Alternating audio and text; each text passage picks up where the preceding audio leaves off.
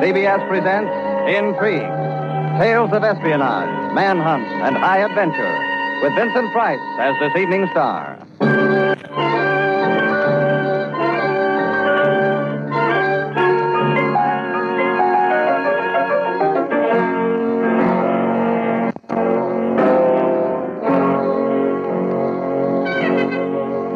This is the exciting and sinister story of a little group of British undercover agents fighting against desperate counter-espionage, hazarding their lives against the unseen and unknown forces of enemy operatives in the heart of blacked-out London, when the fate of the world hung on the outcome of a game played by a handful of ruthless men and women. Come with us once again on a journey into the shadowy, uneasy, fascinating land of intrigue.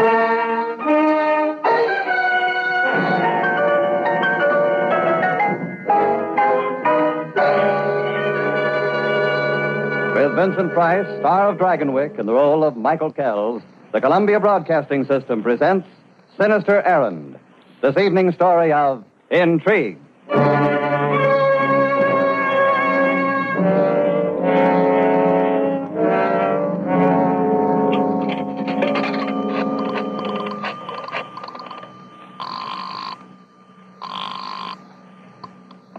Collison speaking. Jock, it's Michael Kells. I know it. I just got off the boat train. Shall I come round to your office? By no means. Take a cab at the first stand, third in the rank. Tell the driver Mulberry Street. If it's the right man, he won't ask the number. He'll know where to drive you. Now, look here, Jock. You aren't starting me off on another job so soon, are you? You guessed it, lad. And we'll contact you from now on. Don't telephone me again under any circumstances. Wait a moment, Jock. What's up? Who's my contact? Are you there, Jock? Hello? Hello?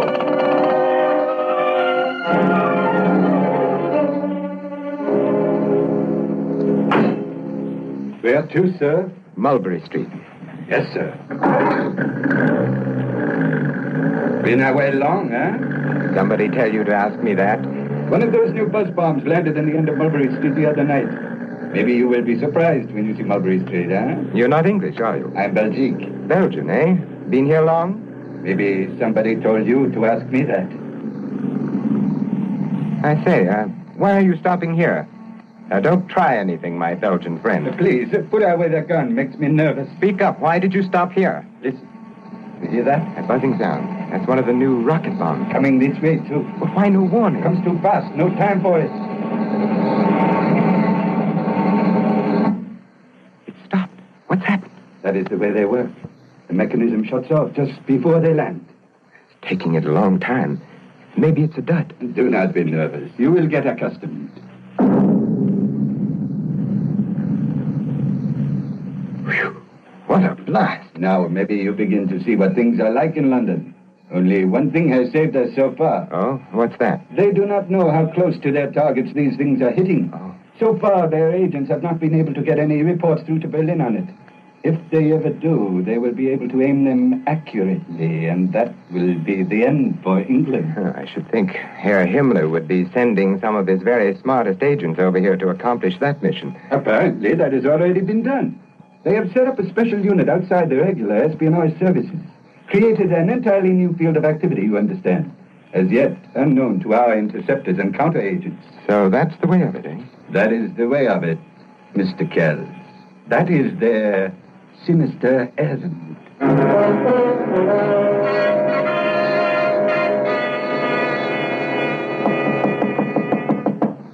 Who is it? The waiter, sir. Your coffee, sir. Oh, thank you. Put it down there anywhere. Yes, sir. Unpack your bag, sir. Later on, if you like. You came in so late and just after the buzz bomb hit. With all the excitement, I'm afraid we've rather neglected you. Know where it hit? If I did, I wouldn't say, sir. Good for you. I brought you the breakfast menu, sir. Have a look, sir. This item, for instance, chef recommends it. Oh, yes. Well, sir? Tell your chef I'll try that item.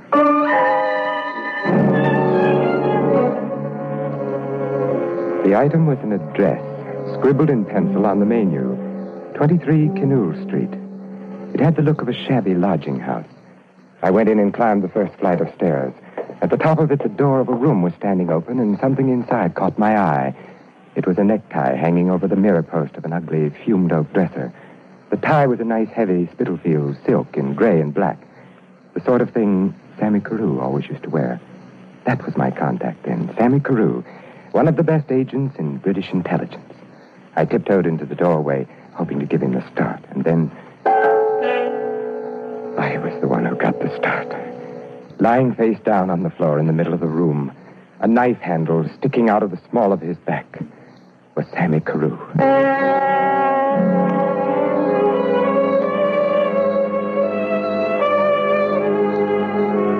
I took a quick look around the room. Sammy's clothes were scattered about in utter confusion, pockets cut, linings ripped out.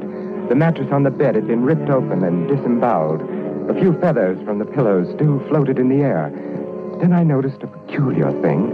A trail of blood led from the bed to the place where Sammy had fallen. And a few inches from his outstretched hand, there was a bowl, heaped high with feathers. I picked it up and examined it. Nothing there, just a heap of feathers. Suddenly, I heard a step behind me and wheeled around.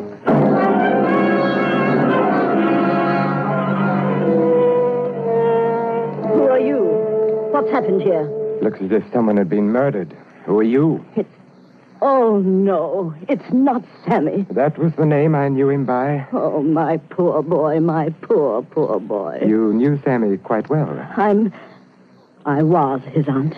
Sammy's aunt was 5 feet 3 inches tall with gray hair. You're about 5 feet 7 with red hair. Bad guess, my boy. I'm 5'4" and my hair is dyed. And people have been known to have more than one aunt. Sammy never mentioned having another aunt. Probably because I've spent so much time on the continent. I'm in the theater, you see. What theater of operations would that be, Auntie? Or would you rather not say? Oh, good heavens, I'm not ashamed of it. I do a turn in music hall. My stage name is Madeleine Leclerc. Which reminds me, I shall have to be getting along to the theater now. In spite of this tragic affair, the show must go on, you know. I'll tag along if you don't mind, Auntie. I'd like to see your act. Oh, but this terrible thing here. Won't the police have to be called? Auntie, I'm no more anxious to answer questions for the police than you are. Sammy's dead. It can't be helped. So on with the show.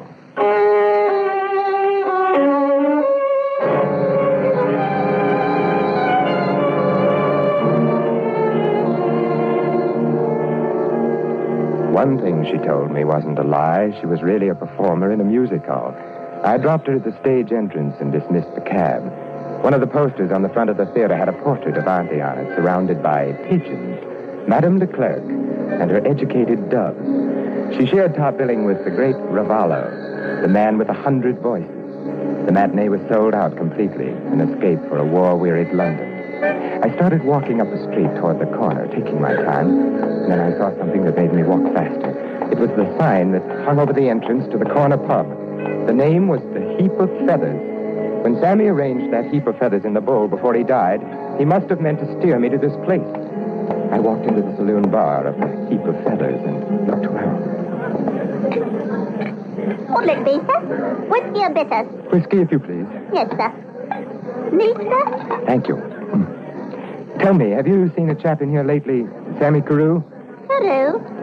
Oh, I've seen him today, sir. Well, thank you anyway. Excuse me. I might be able to help you, sir. I am the great Ravello. Oh, yes, I know. I recognized you from the poster in front of the theater. You know Sammy? Only casually. He's the nephew of the woman who does the turn just after mine. Did you talk to her this afternoon? No. I did an impersonation of her doves, and she didn't like it. Oh, you do bird calls as well as ventriloquism. Not ventriloquism, my dear fellow. Impersonations. There isn't a man who figures in the news today whom I cannot imitate in voice. Well, that's very interesting. But look here. You said you might be able to help me about Sammy Carew. Oh, yes. He was in here last evening. He left with Janine. Janine? Who's Janine? Who's your nanny? It's plain to see you don't know this neighborhood very well. Do you know where she lives? There at the street. Number 16.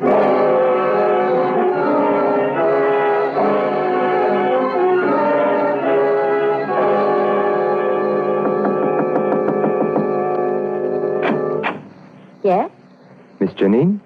I'm Janine. I'm a friend of Sammy Carew's. Oh, you better come in. What about Sammy? He's been murdered. You must be joking. No, I'm not joking. No. no. There. You must have liked him a lot. I loved him.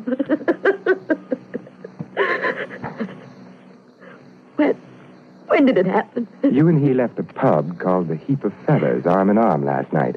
A short time later, someone stabbed him in the back. It might have been you, Janine. Are you from the police? Do I look like a policeman? No. No, you don't. See here, Mr. Kells, Michael Kells. I shouldn't be risking this, Mr. Kells. But I have a feeling you're all right. You see, Sammy Carew is my husband. Oh, poor Sammy. First he gets an aunt that trains birds, and now a wife that hangs out in corner pubs. We were married in France when he was working with the Marquis. That's how I happened to come here to England. He was doing some kind of secret work for the government. I never knew much about it.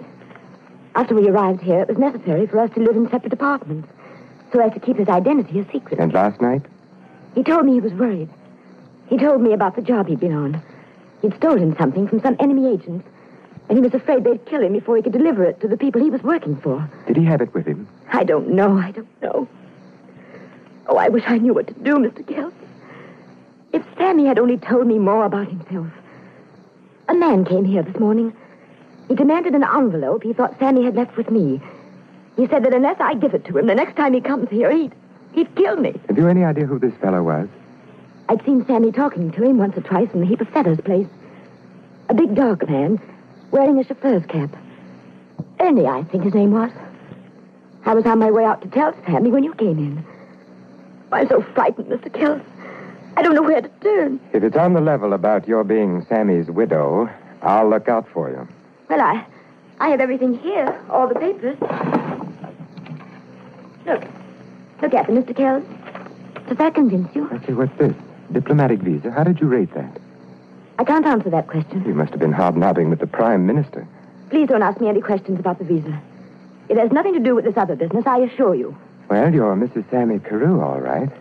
That's what I wanted you to be sure of. Oh, you will help me, won't you, Mr. Kells? What do you want me to do? I want you to find that envelope. So you can give it to the Himmler boys. So it can be delivered to the people Sammy was working for. It's the only way both parties will be convinced that I haven't got it. I don't think you need to worry, Janine. You've certainly convinced me you haven't got it. And you'll help me. Yes, and the man who threatened you, the man named Ernie, you needn't worry about him anymore. I'll look after him, personally.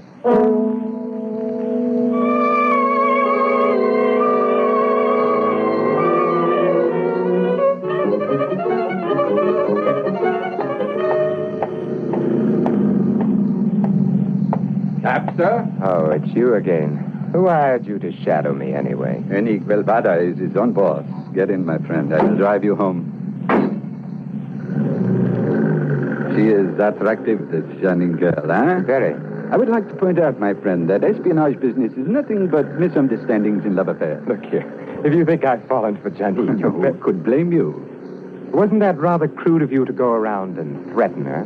Maybe it was not crude of her to go around to Sammy's place after he was killed and rip the place to pieces looking for the envelope. She did that? She did. With her husband lying dead on the floor with a knife in his back, she goes calmly to work. Then upstairs she goes to Auntie's room, not even stopping for last looks at her poor dead Sammy. You saw all that? Certainly. She is in such a hurry, she does not even stop to draw the blinds. I did not know at the time what had happened to Sammy. I could not see the floor from where I was standing. What happened after she went upstairs to Auntie's apartment? I could not see in those windows at all. Then you came in, and after that, Auntie. Pretty soon you and Auntie leave, and I trail you to the music halls. You've had a busy day, haven't you, Ernie? I do not like this kind of assignment. Too much red tape. There's only one way to make a German talk. The same methods they use. Blow torches, rubber hose, hot spikes under the fingernails. I'd say you're a bloodthirsty chap, aren't you? Personally, I have never stood for any nonsense from accursed Germans, So I've heard. Give me 1 hour with that Janine in a soundproof room, and she will tell the whole plan. Names, everything you need. There's no proof of anything against her. There is only one way to get it. That's not our way in England. You are the boss. Besides, how do I know you're the person you pretend to be? Do me a favor, Michael. Take this Janine to dinner tomorrow night. Choose a place. Later on, I will drop around to your table. Watch her face when you tell her my name is Guelbada. They all turn green at the mention of my name. The swine. If she does not turn at least chartreuse, Then my name is Heinrich Himmler.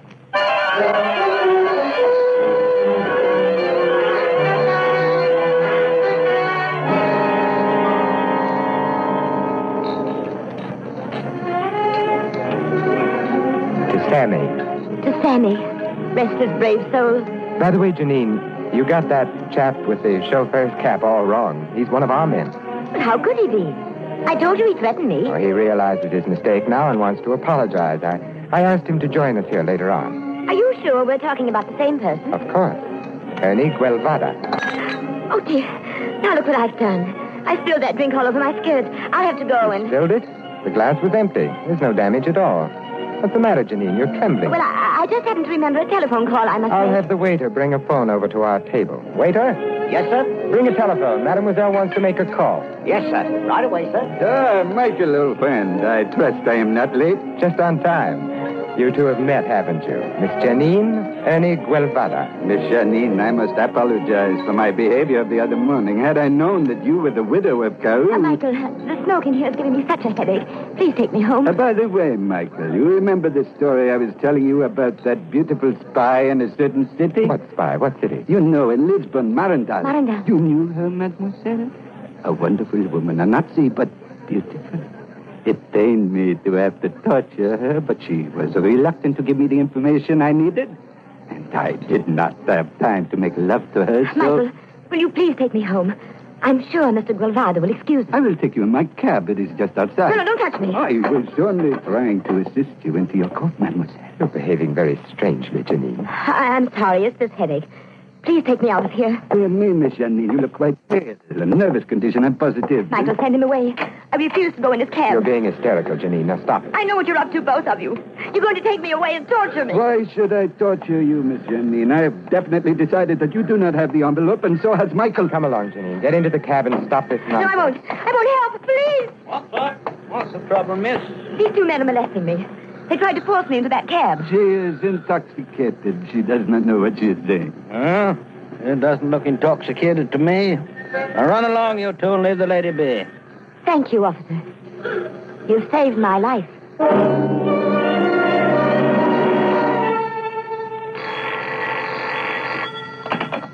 Yes? Michael, this is Collison. Jock, thank heaven you called at last.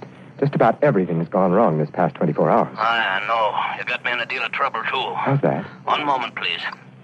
Is Downing Street still on the wire? Yes, Major Collison. Put it on to this outside connection. Michael, are you still there? Yes, Jock. I'm going to let you talk to him directly, Michael. Talk to whom directly? You'll recognize his voice. Go ahead, sir. Are you there, Mr. Kells? Yes. Oh, yes, sir. Well, sir, you know I don't at all like to meddle in matters that are none of my affair. But a young friend of mine, a refugee in whom my wife has taken an interest, seems to think you've gotten the wrong idea about her. She's quite hysterical, of course. Lots of talk about torture and all such nonsense. Could never happen in England. Well, to be brief, Mr. Kells, I personally will vouch for this girl.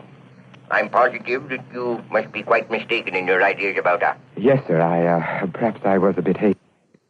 Oh, be vigilant. Be vigilant, lad. Yes, sir. Thank you, sir. Was that connection all right, Michael? Yes, indeed, Jock. What a connection.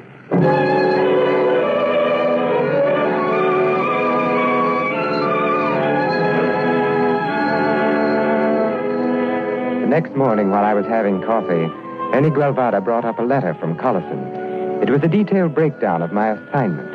I was to find the envelope Sammy Carew had been killed for. It contained microfilm reductions of the Himmler unit's collated reports on the buzz bombs, which would enable the enemy to perfect the aim of the new weapon. My sole job was to find out where Sammy Carew had hidden it. Examine the facts, Michael. Once Sammy got the envelope, what is the first thing he would have done? Drop it in the mail, naturally, and mail it to headquarters. But he did not. Why? Well, he must have wanted to check on the contents. So he takes it up to his apartment, but he never leaves there alive. The killers did not find it on him, so what has happened to it? It must be somewhere in that house. If I was Sammy in that spot, do you know where I would hide it? No, where? In Auntie's apartment. You're crazy. Where is the last place you would think of looking for something you knew had been stolen from you? Well, it's a possibility. Anyway, worth a try. And don't look for secret panels, my friend. Look the most obvious place.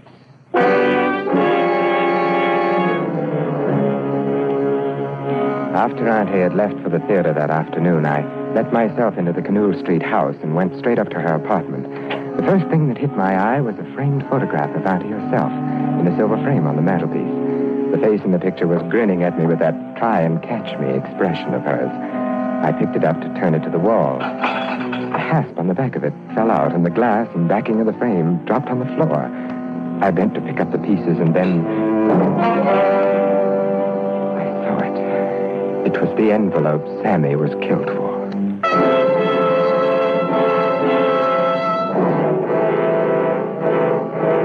Thank you for finding that, Mr. Kells. Now, will you please hand it over? No, I won't, Ravala. I don't like killing an agent, even a British agent. But if you force me... You thought you were very clever following me here, didn't you, Ravala? I think I've been rather clever all along the line, Mr. Kells.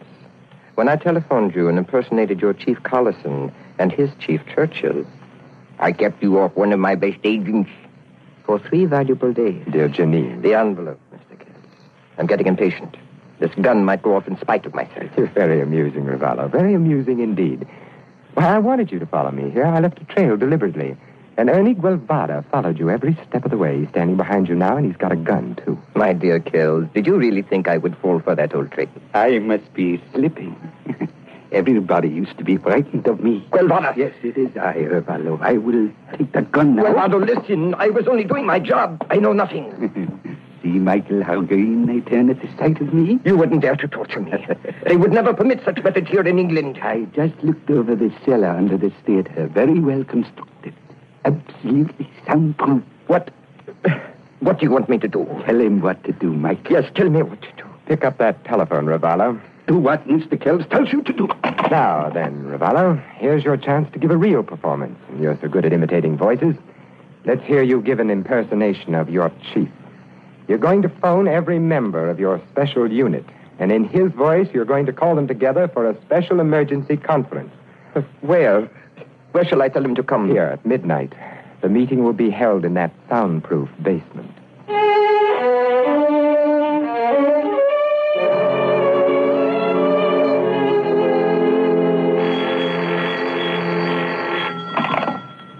Hello? Is that Mr. Hoffman? Speaking. There was quite a large fire in your neighborhood last night. 3 and 7, Operation Zero. It's safe to talk. Listen closely. There will be a meeting of the entire unit at midnight tonight. The 7 Arts Theater in Rodney Place. You will come to the stage entrance and proceed directly to the...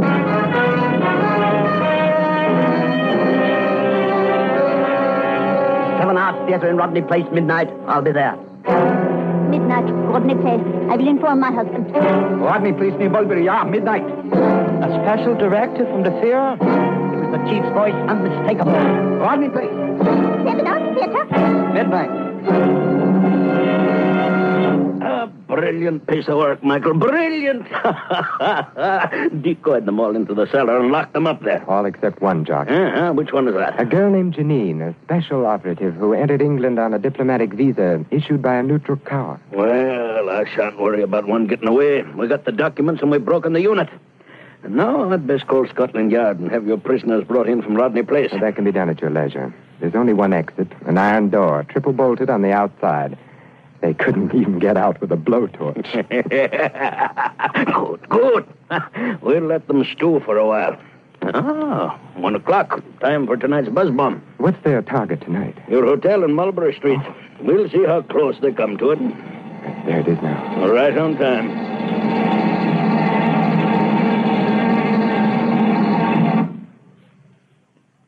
Now, we shall see whether we've done for them.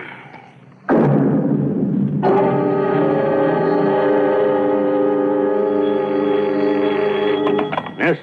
What did it hit? Excellent. That will be all. Good night.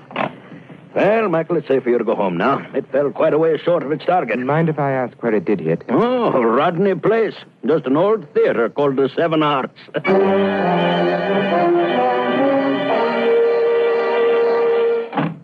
Janine, I didn't expect to find you here. Don't be angry at me. I didn't dare come in the front way. That man was following me. Ernie? He's absolutely mad. He's convinced that I'm one of that group of spies and nothing will dissuade him. How did you get into my room? I used Sammy's bunch of keys. Oh, please don't be angry with me, Michael. I'm not angry with you, Janine. I'm just tired. Why don't you give up this life, Michael? We can go away together. island somewhere.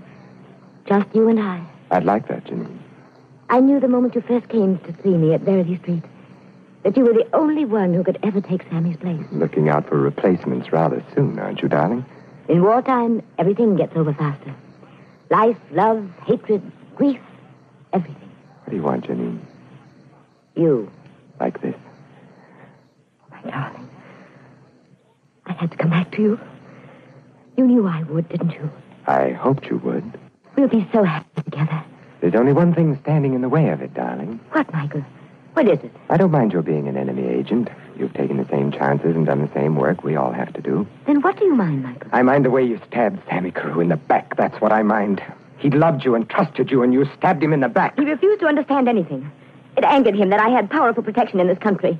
He kept on trying to interfere. Yes, that famous voice on the telephone must have served you well till Sammy found his way to that music hall and heard the great Ravallo imitating the same voice on the stage. I should have known my trick wouldn't work on you, Janine. Having used Signor Ravallo's talents yourself, you weren't taken in by his impersonation of your chief, were you? Ravallo and I used the voice trick on many a job. Do you blame me for not falling into your trap? I told you I only blame you for one thing. You'll forget that in time. You'll come to understand why it had to be. Yes, you're right. I'll forget it in time, Janine. Let's drink to it, Michael. Let's drink to us. All right, darling. The bottle's over there. I have to make a call. Get me Collison. Who are you calling? Jock, it's Michael Kells. I've got the missing member of the unit. She's here in my room now. Better send someone over. No, Jock. Just tired. Good night. Well, I did my best. I didn't think I'd be able to talk you out of it. We'll have that drink now, Janine.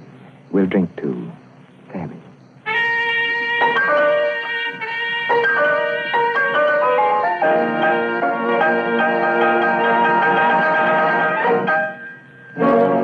With Vincent Price as star, CBS has brought you Sinister Errand, third in a new series, Intrigue. Now here is Mr. Price. Thank you. I've enjoyed being with you this evening on Intrigue. Our producer, Charles Vander, tells me that there won't be any show next week because of the VJ Day anniversary.